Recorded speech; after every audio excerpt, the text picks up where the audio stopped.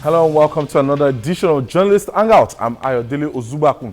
Today on the program, PDP crisis deepens as Alimodu Sheriff takes over party secretariat.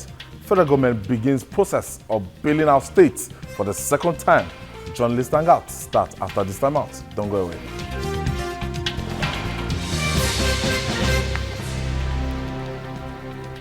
The leadership crisis in the People's Democratic Party has taken a dramatic turn. Last week, the party's board of trustees anointed the Ahmed Markafi-led committee to pilot the affairs of the party.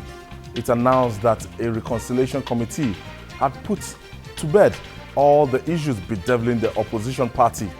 Markafi and his caretaker committee assumed office with so much fanfare, and we all thought the storm was actually over. But yesterday, the truth stared us in the face as the ousted chairman of the party, Alimodu Sheriff, dramatically pulled some strings. Alimodu Sheriff stormed the party secretariat with his supporters in a desperate attempt to run the affairs of the party. The two truckloads of policemen gave way. Alimodu Sheriff insisted he was the legitimate chairman of the party and he would continue to serve in that capacity until 2018. He said he would consider it as the height of self-deceit for anyone to pretend that the crisis in the PDP was over. Maybe he is right. A coalition of youth groups within the party has given party leaders just 7 days to resolve all pending issues relating to the ongoing crisis in the party, or they will take over. Who is in charge of the People's Democratic Party? I'm not doing this alone today. As usual, I have Babajide Kolade Otitoju. How are you? Good evening, viewers. It's my pleasure to be here again. Wahid Bakari, Ramadan Kareem, Wahid. Good evening, viewers. It's my pleasure to be here. And not left out in the first two is MJ, Mojid Jamil. Mojid. Good evening, viewers, and I say Ramadan Kareem to our Muslim brothers. All right, gentlemen, Mojid, I want you to give me a background of, there was a convention, and that convention with 12 governors actually chose the Markafi-led committee and the 7-man committee. And before we go into the substantive, part of what happened at that convention, let me quickly play this package to give our viewers a better understanding of what's up with the People's Democratic Party. Crisis rocking Nigeria's main opposition party is far from being over, as Alimodu Sheriff stormed the party secretariat on Monday, insisting that he is the authentic chairman of the party. But he was shut out by security agents, and security was promptly beefed up within the premises. After several hours of waiting, the police authorities intervened, and he was allowed into the premises of the National Secretariat.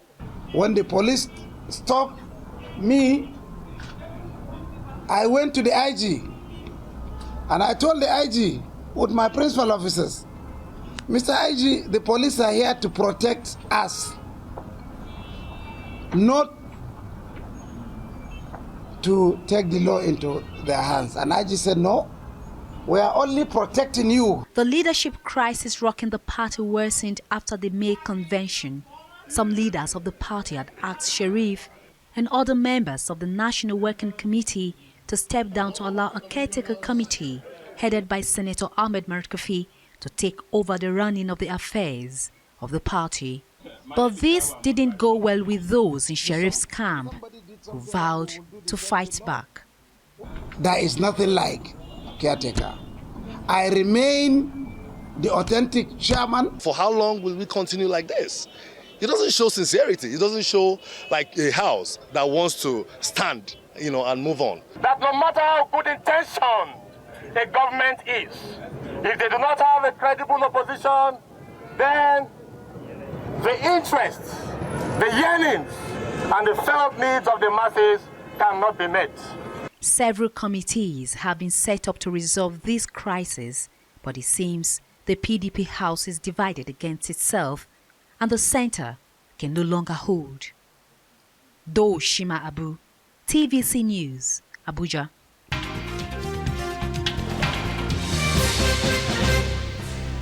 Welcome back.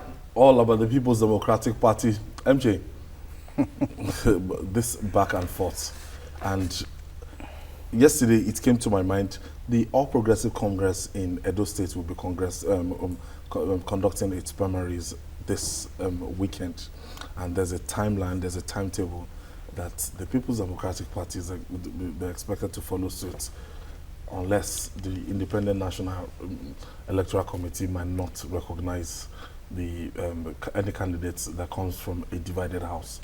Well, INEC already warned PDP, that was last week, that it should put its house in order, or else it might not recognize any candidate fielded by the party in the Edo and the Ondo Guba polls. And with the way we are going, I think we are headed in that kind of direction, because if you recall, the McCarthy-led caretaker committee put the nomination fee at 16 million naira.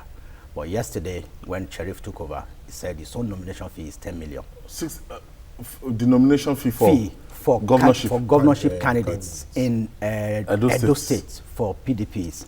The McCarthy committee put it at 16 million naira per aspirant, while Sheriff overturned that yesterday and said it is 10 million naira. So, for if you are a smart aspirant, I think they should pay 26. No, they should pay 26 million. So you collect from McCarthy, so that collect from Sheriff, so that whatever happens at the end of the day, I mean, you have it. But what is the situation? Jokes apart, you see, I saw this coming. If you flash back to what happened at the convention, at the Port Harcourt convention, Sheriff stormed out. He said he was respecting the rule of law. And after that, the caretaker, the National Working Committee that took over, got a court injunction, an ex parte motion, so to say, barring Sheriff from parading himself as the chairman of the party. And they also said what the court order, the initial court order, what it said was that there must be no election at the Port Harcourt Convention, and that they never violated any court order because there was no election. What they did was a convention that set up a caretaker committee, and with that, the caretaker committee took over, and now handed over to the McCarthy committee, rather the NWC, the National Working Committee of the party, which is the highest ruling body, now took over after the initial stalemate and handed over officially to McCarthy. I mean, don't forget that the NWC, as well as the governors and the National Assembly caucus, actually fused with the Jerry Ghana team. You know, there was a parallel congress in those elders, convention in Abuja. So they actually fused with the McCarthy committee, and the two of them, initially we had 3 groups. Now we have 2 groups, Sheriff versus McCarthy and the Jerry Ghana committee. But as it seems, it's like from the words of Ahmed Gulag, who is with the Sheriff team, is saying, if you are with a Sheriff, you are a majority. Because if you look at it, there are 12 members of the National Working Committee of the PDP, out of which 9 of them are backing McCarthy. Only Wale Oladipo, the former secretary, and the national auditor are with Sheriff. He has some other guys, Ikedi Hope Uzodinma. Yeah, of course. But then you also want to look at it that what Sheriff actually said is hinging his new position as the chairman of the party on the court order which the NWC and the governors actually got from Port Harcourt. Yes, he got his own from Lagos. He got his own from Lagos, and the Port Harcourt order, the court order, was an ex parte motion, which has a lifespan of 14 days, and that expired on June 9. And he said he was respecting the rule of law. he was following that court order. And after the preparation of the court order, he said he gave them from June 9 till June 13. He said there was no renewal of the ex parte motion or no fresh ex parte motion was filed. So that's why he decided to take over. And when the police tried to stop him yesterday, he went to the IG and they told him, this is the law. And you know, Gulag is a lawyer. So I think he discussed with Arase and the legal implications of the action. But as it is, a lawyer too. Arase is also a lawyer, so he understands what an ex parte motion is. So the ex parte motion lapses 14 days. And you can see that in PDP today, there is serious crisis. It's not good for the polity. It's not good for the All Progressives Congress, because it's not good for Nigeria, because in this kind of situation, you know, the APC will just be, you know, the dominant party and won't have a party to call them to order, won't have a credible opposition party. If you remember, during the days of ACN, stroke the days of APC, you had one voice. One Lai Mohammed was always looking in the corner to criticize and, you know, scrutinize the policies of the federal government. Right now, we don't have Ulisa Metu there again, and a certain Prince Dayo Adeyeye has been appointed, but he has, before finding his foot, you know, they are immersed in so much controversy.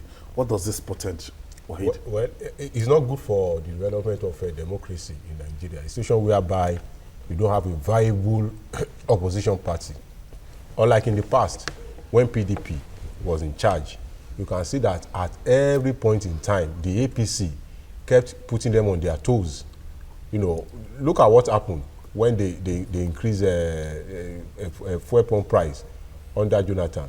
Look at the kind of massive opposition against that. We didn't have that when APC did a similar thing, because all the opposition voices that were there when PDP did its own, they have moved to APC. So it's not good. It's not good for us because of the fact that, you know, you need to have a viable opposition that will keep the ruling party on its toe at all times. Look at what Lai Mohammed did. Lai Mohammed could send as many as 3, 4, 5 different press statements in a day, and you find them being used in the newspaper the next day. But in the case of PDP, they all went to bed. You know, their interest is more about the forthcoming election. They are not care. They don't care about what is going on at the moment. Everybody is fighting for himself, as it is in PDP.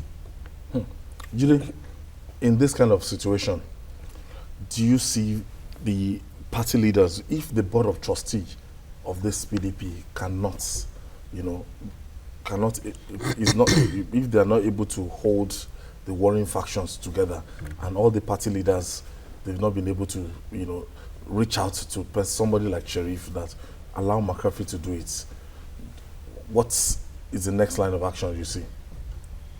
The PDP is a basket of rotten apples, and it's difficult to find what you call a redeeming feature within the party. It's dominated by shameless power mongers, because this whole thing is all about power. They think that the APC is not doing well. It's not difficult to disagree. I mean, it's difficult to disagree with them, because if you look around the country, many things are happening. Yes. Not the way our people wanted it. So they think that they stand a good chance in the next election. And because of what is going on, they are already fighting for power within their party. It's a serious battle for the control of the party. So that expectedly, when in 2019 we have another election, the people who have positioned themselves effectively will be the ones to benefit from maybe, from the setback that they expect the APC to suffer in the coming election. The reality is, before you get to that, you must show yourself to be organized, to be an effective substitute to the ruling party. The kind of conduct that we've seen on display would not suggest to anyone that, one, that the PDP has changed. Two, that the PDP is ready to mount a serious contest in 2019 and present itself to Nigerians as an alternative to the ruling government. Because look, the APC, you said that it's not good for the country that PDP is going through this, but that is debatable. For members of the APC, it's difficult to convince them that we even need an effective opposition. As far as they are concerned, if they do not get any form of opposition, they will be very happy. It is the nature of politics. If the AP, why do you think in many African countries, opposition members are put in jail, they are silenced, they are killed, they are murdered? Because don't brood oppositions. Parties, ruling parties in Africa generally do not enjoy opposition. I mean, having opposition parties harass them while they are in power. You saw what Museveni did in Uganda. You know, that's a man who has been in office since 1986. That's a man who said whoever stayed more than 10 years in office must have overstayed his welcome. And he has been in office for 30 years. He still doesn't think he has overstayed his welcome. Going back to the PDP, I think that it is shameful that at a time when they ought to provide effective opposition, an opposition that people will respect, even if you do not agree with some of their positions, at least you will give it to them that they are playing their role. In a democracy, an opposition is very important. You saw how Donald Trump was talking yesterday, the way he criticized President Obama, you know. And there are many people who agree with him, because at least he will make his point logically. That is the way an opposition party should function. PDP was not prepared for opposition politics. It never imagined that that day will come. That day has come now. We can see clearly that they are not prepared for it. Now, they suffered a massive setback during the election. It was a close election. The natural thing, just 4 points margin between the winner and Jonathan. The natural thing for them to do is to say, yes, we are still in a position of strength. Let us put our heads together. Let's reorganize. Let's see how we can be better prepared for the next election. But that's not what we are seeing. Everybody wants to be leader. Everybody wants to control somewhere. And even if you are talking about sheriff, but that's even happening at the federal level. At the state level, we have all kinds of crises in the party. Look at Ogun State, for example. It's very shameful, the kind of crisis that they have in Ogun State. So the reality is, yes, APC has issues now with governance. But if the PDP thinks that it can reap the benefits of that with its house massively divided, then they need to do a rethink. Because as things stand, if they do an election today with the disorganized state of the APC, I mean of the PDP, I can tell you that their performance will be worse than 2015, because you need your party to be together. Otherwise, they will work for the rival party.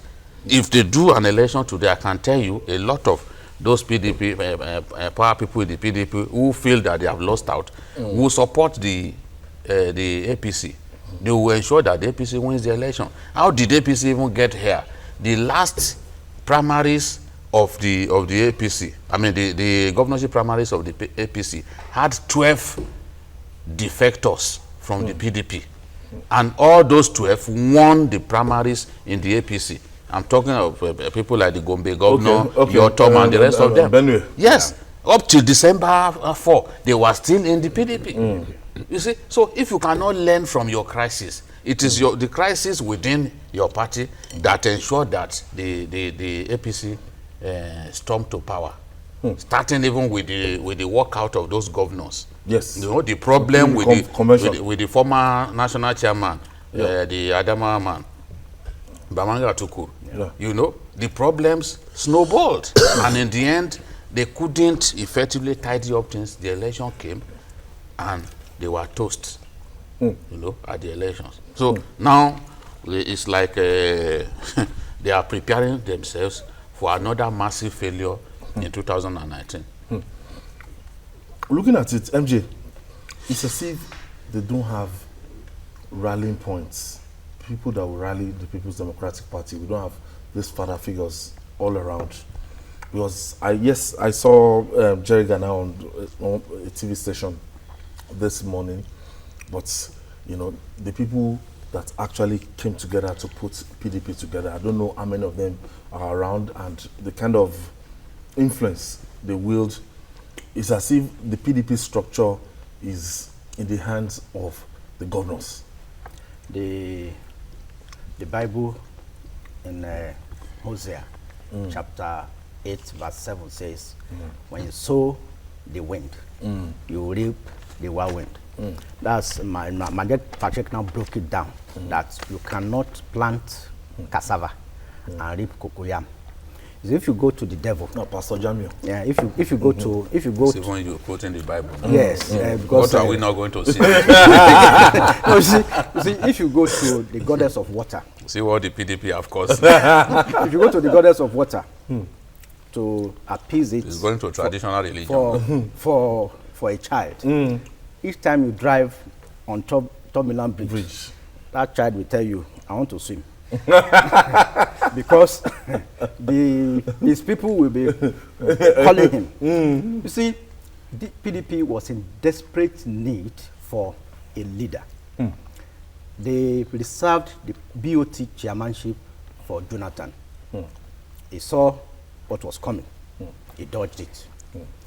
They went to Bode George. He ran away. A lot of them, and yeah, a lot of them ran away. So they needed somebody who has the What is cash. Tony Aneni? Tony Aneni is, they just came back from a medical checkup. You know, at the time he was removed to have. He has but taken then- the back seats. Yeah, he's bad. You see, an old man. they needed. No, Aneni can no longer fix anything for them anyway. They used to be Mr. Fix-It, but he couldn't even fix his own home state, so it didn't even come to contention. But you see, they needed that money bag, and they have seen that money bag in Sheriff. They saw that money bag in Sheriff, so they went to Sheriff. A quick fix. And Sheriff, we said it on this program several times, that Sheriff will be their major undoing. Sheriff was very smart, and he's still smart, and he has seen that the governors can only control the states where they rule. They only have 12 governors. And even out of those 12 states that PDP is controlling, there are 2 of those states, Ekiti and Ondo. They are divided. So it's such that Sheriff controls about 26 states in the federation now. So if it goes to, if PDP goes to poll today, if they go for a convention, Sheriff will emerge. That was why the first the Port Harcourt convention was brought to a halt. So and he has told them now that he is now in charge. Well, he was even saying that he wanted to be there till end of this year, but now he has said he's going to be there till December 2018. So I see a situation where this crisis will go as far as the Supreme Court, because the Constitution of the Federal Republic of Nigeria is supreme to that of the PDP. Well, I saw Elder Bode George yesterday on one of the stations quoting some of the sections of the PDP Constitution. Okay, let me take this call from Comrade Akale. Is calling us from Maiduguri. Hello, Comrade. Yeah, good evening. Good evening, Comrade. Yes, my best regards to Baba Jide. Yeah, all right. Baba Jide is here. Good evening. In fact, he keeps us entertaining. Oh. Thank you. Having a very peculiar interest in the development of the Northeast. Oh, He's just okay. like President Buhari, he is always with us. All right. Thank you. All right. Comrade, go ahead with your contribution. My contribution, please. let's go back to PDC issue. In all circumstances, it is not their fault. Number one, Hello, comrade. is by a court of law. Okay. McCarthy was also given a clean bill by court of law. But the CJN is just wasting his time and looking at them. Why shouldn't they call the judges to order? For God's sake, let's move forward in this country for once. Okay, thank you, comrade. I want you to comment first. And number two, please, I'm suggesting this to TVC. It's one of the best television stations in the country. Thank you very much. But please, this your particular forum, you should extend it by bringing technocrats, university dorms, and industrialists, so that at least we can arrive at the... Thank you, comrade. Thank you.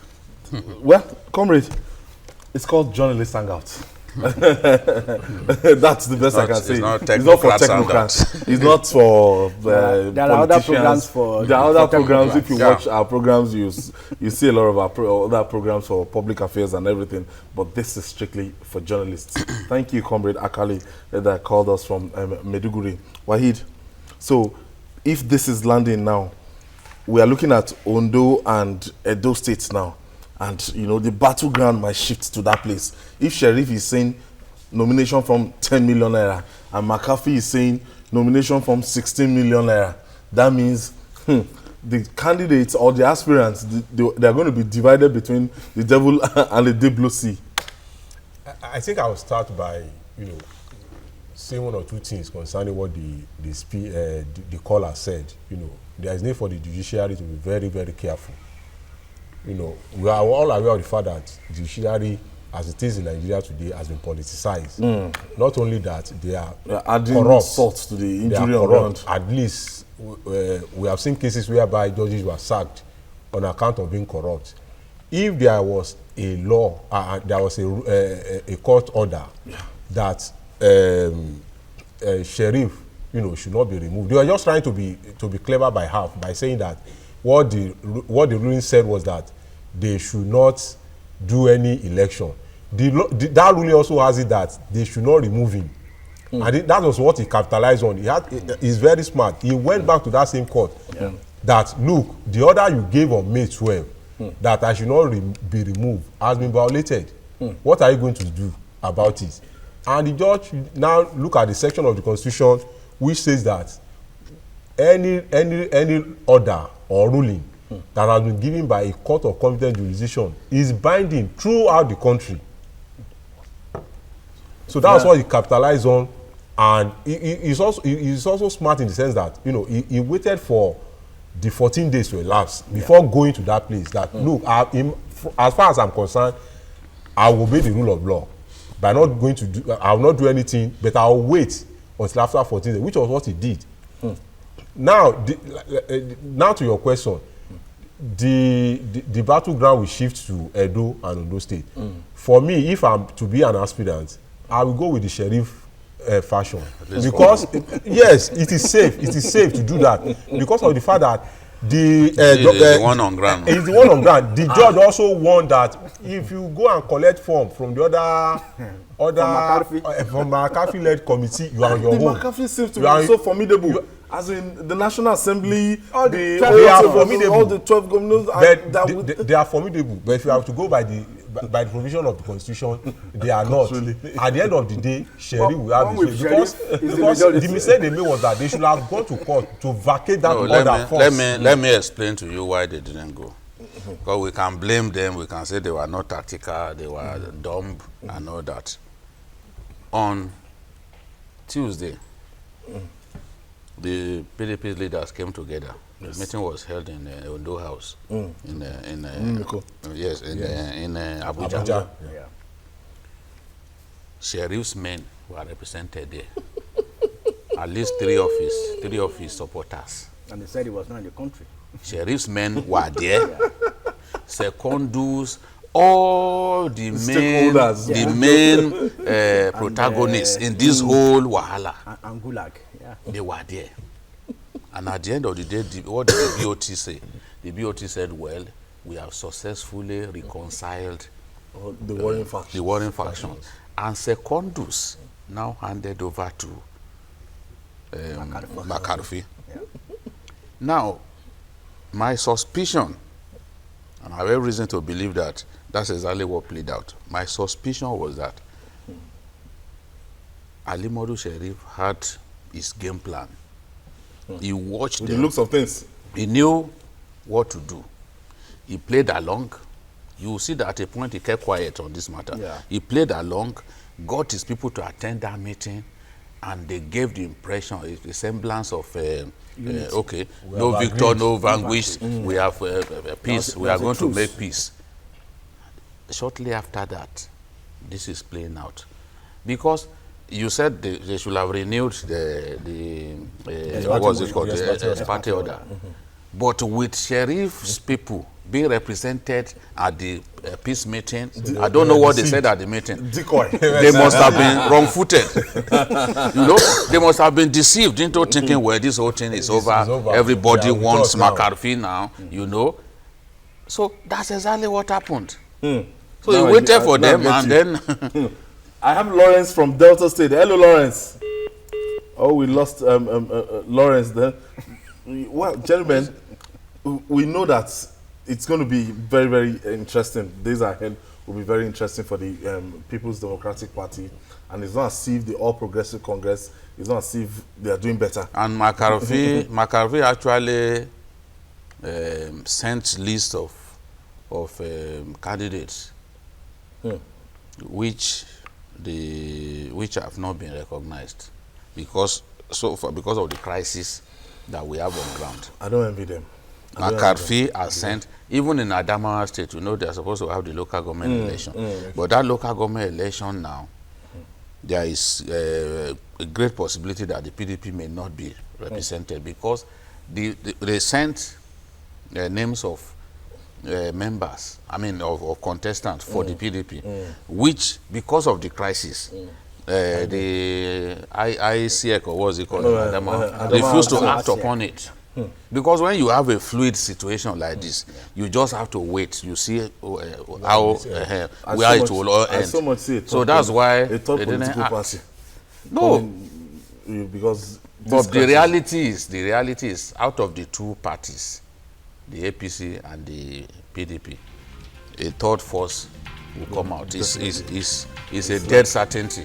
There are elements within the APC who will not even be allowed to go into the 2015 election. They will have been muzzled out of the party before that time. Of APC and some Association of agreed members of the People's So Democratic Party. So it's a natural thing. This happens all the time in an election They year. actually met in Dubai. They went to Dubai.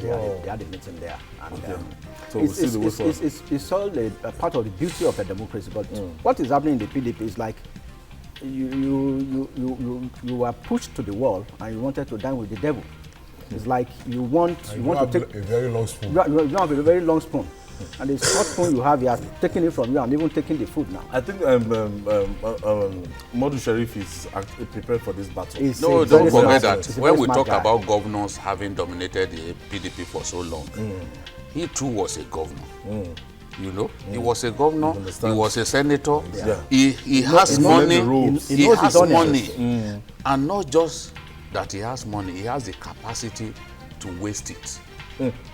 There are very few people. It's another thing to have money. It's another thing to have the capacity to waste it around. There are very few people more notorious than Senator Ali Modu Sheriff when it comes to wasting money, throwing money around. He bankrolled the Port Harcourt Convention with 500 million naira, provided private jets, for accommodation, everybody, everything. So he provided all the logistics.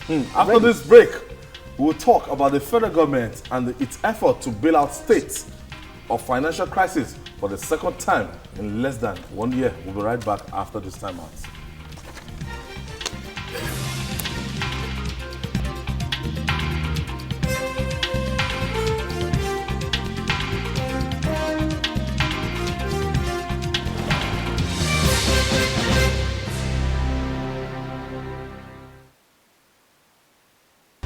Welcome back. Still journalist Hangout. At least 27 states are bankrupt in Nigeria. today. Last year, governors went cap in hand to President Muhammadu Buhari, begging that he bail them out of the financial mess they found themselves. A few months after, the sum of 338 billion naira was given to them.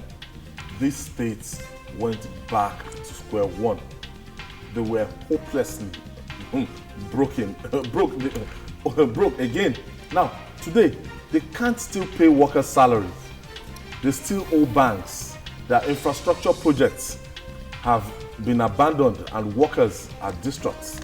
Earlier today, the Finance Minister Kemi Adeosun met with finance commissioners of 36 states of the Federation to work out a second bailout. This bailout is coming with strong conditions. Part of them are compulsory biometric capture of civil servants, establishment of efficiency units, implementation of continuous audits, improvement of dependently generated revenue, and measures to achieve sustainable reforms. These conditions are basic to the success of any organization. What is troubling is that this is lacking in many states that the federal government had the mandated them to do the right thing. Will this second bailout change anything much? MJ, looking at this now, they're asking for bailout again. I think it's a very wrong move for the federal government to be thinking of bailing out the states again. Because, like you said, 27 states took various bailouts amounting to, various sums of bailouts amounting to about 338 billion, not quite 6 months ago. And now they are back cap in hand. Even you recall that there was a waiver for them, for the bailout deductions not to be taken from the April and May FAC allocations to such states. Even at that, they are yet to play. About 5 or 6 states are totally shut down now. Ondo, Ekiti, Oyo, and shut down. Yeah, shut down, as in the labor are. They're on strike. So, and I'll give a very critical example of what happened in Ekiti. The governor took a bailout of 9.6 billion. He said he wanted to use it to pay September 2014 salary to civil servants, as well as other 2 months arrears it was owing then. I think November and December. Now, before Kayode Fayemi left Ekiti State, the wage bill was 2.6 billion. And on a monthly basis, 50 people retire, and there has been no single addition to the employment. Fayemi had about 800 political appointees. He was paying 20,000 indigent elderly 5,000 per month. It was, about 40,000 extra added to the 26,000 workforce. Now, 20 months after, the governor is still telling Nigerians that he's paying the same 2.6 billion wage bill. Now, the 9.6 billion that was taken, before you can get the second, no, they will release the first tranche to you. Before you can get the second tranche, you show evidence of what you have done with the first one. You know what happened in the Ekiti State? You can send your correspondence to Ekiti. You will get an alert that your salary has been paid and the thing will be withdrawn. Fake alert. Yes, fake alert. So that, and meanwhile, you see, because there's something we call the that's dubious. Yes, there's a central database, NIBS, Nigerian Interbank Settlement System. The moment you push the button, it pays all the workers in the state payroll. So they will push it and reverse immediately. Whereas the moment you push first, it will have debited the state government. So that's what they took to Abuja. Whereas now the workers in Ekiti are being owed 5 months now, 5.5 months. At the end of this June, it will be 6 months. That's just an example. So it's like encouraging the states to be lazy. This bailout. Yes, the bailout is encouraging the states to be lazy. Well, the best thing for us to do is for everybody to go back to the farms. Because the moment you go back, you go to the federal government every month to go to Abuja, cap in hands, asking for money. Because even the IGR we are talking about, without a buoyant system, where would the IGR come from? It is only when you have commercial activities that you can have an increase in IGR, except for states like Lagos, of course, that is in a class or world of its own, and states like Port Harcourt, Rivers and Kano, that can actually start. And I think we should commend the governor of Gombe. I don't know how he's doing it, but then it's not in salaries, and his developmental projects are going on there. So I think these governors are being encouraged to be lazy by giving them bailouts, which I call handouts, and they just fritter away this money. Because the federal government should do their checks very well to ensure that, it's like in a state like Ekiti, you collected a 9.6 billion bailout, and you went to collect 10 billion naira to build overhead bridge. What do you need an overhead bridge for in Ekiti? For a flyover that will cost the state 5.7 billion naira. So they divert some of this bailout for purposes that will allow some money to be frittered by the governors. Have they reduced their lifestyle?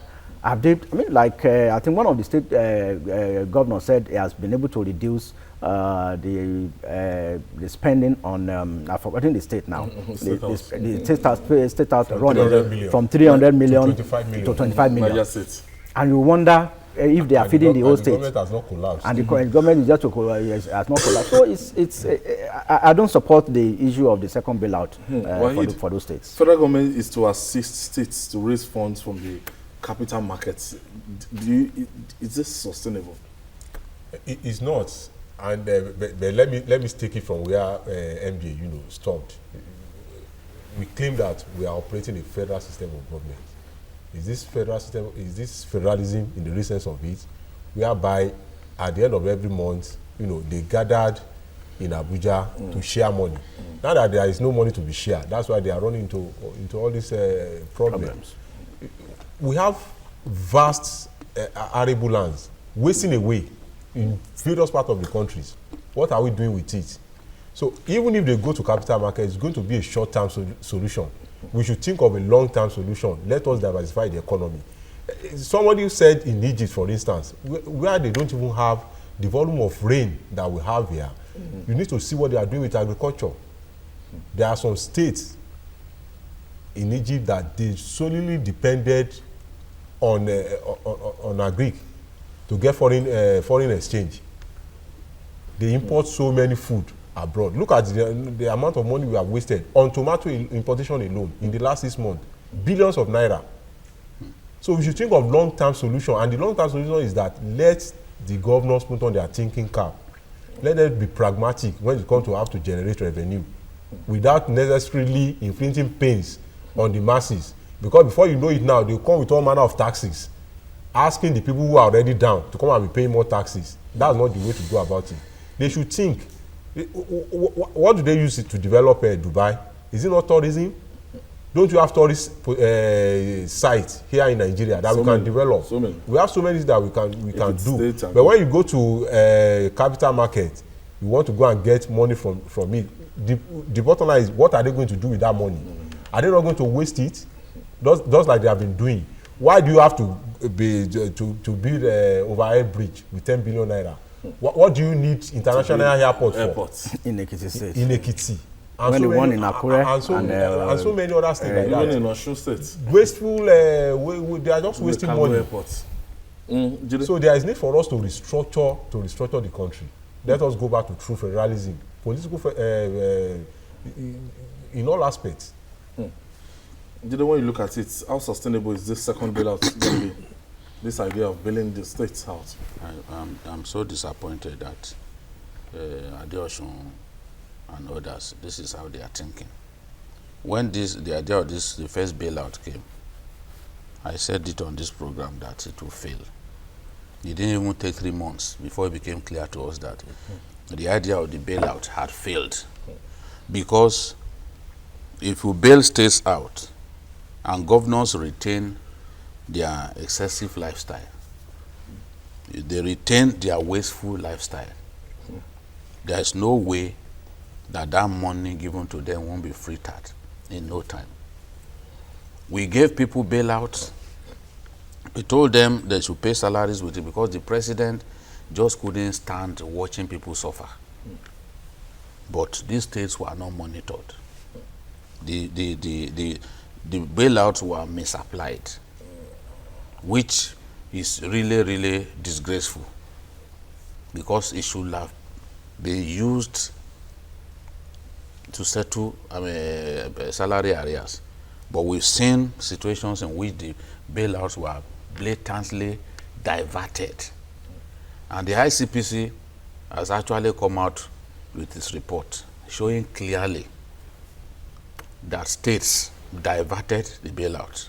In some cases, some states actually quoted figures higher than their indebtedness to workers, so that they can get high sum of money. That's criminal. There is a particular state in the Northwest that wasn't owing workers a dime, and it applied for bailout and got bailout. The case of Imo State is particularly shameful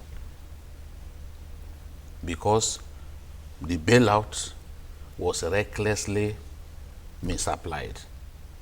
The money was kept in 2 different commercial banks, and according to the ICPC report, they even found about 2 billion kept,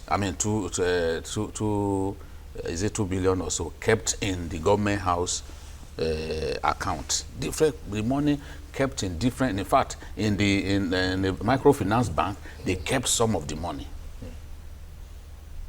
So how do you behave like this? And then you are back, or your state now, the last salary that workers were paid in Oyo State was the December salary, which they got 2 weeks ago.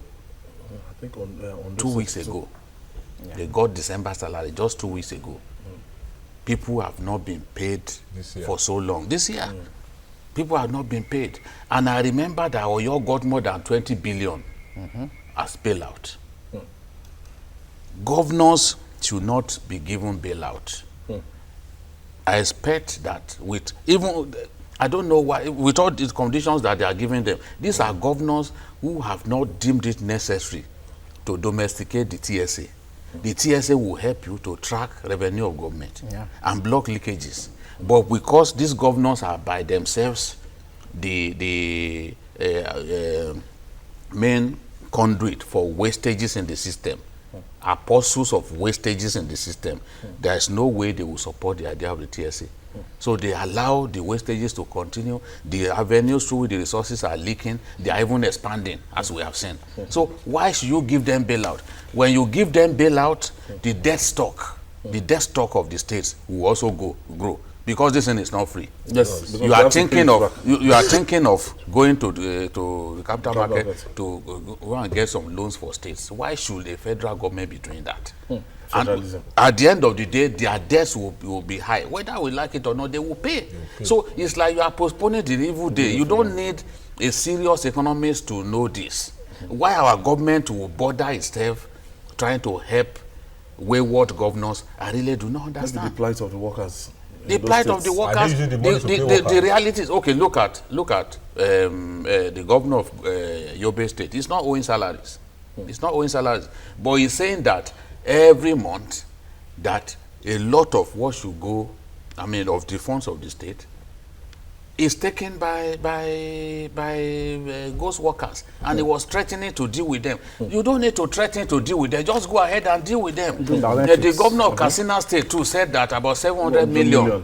They lose about 700 million every month to ghost workers. What are you doing? Don't just announce to us that ghost workers account for 700 million. Do what is right. I believe that if these governors can look inwards, they will be able to pay workers' salary. You heard what Obi said. That was a governor that even left The 10 billion naira. billions of naira in the coffers of the state before he left office. MJ, You know? MJ, your final take on this? Yeah, you see, like I said earlier, these states don't need the bailouts. Rather, they should look inwards. Remove the ghost workers from their system, like the Governor McCarthy of Katsina said. Masari said they were using local government funds to pay the children and wives of personalities. I mean that at the end of every month, about 700 million naira goes into such payments, and it is the government that takes up this bill. So those kind of things they should do. They should do more of that. More of that, and fish out those workers, and even punish those who have been taking these monies, so that there won't be a repeat performance in future. Yes, my final take is that if we want to practice federalism, let us practice federalism in the true sense of it. The situation whereby they go to Abuja every month to go and share money, they should stop it. This bailout is not working. Why are you wasting money? They should stop it. Really? Benue got a bailout, and 37 million out of the bailout money was paid into the account of the deputy governor's office. What was he doing there? It was supposed to be used to pay for workers. Abi?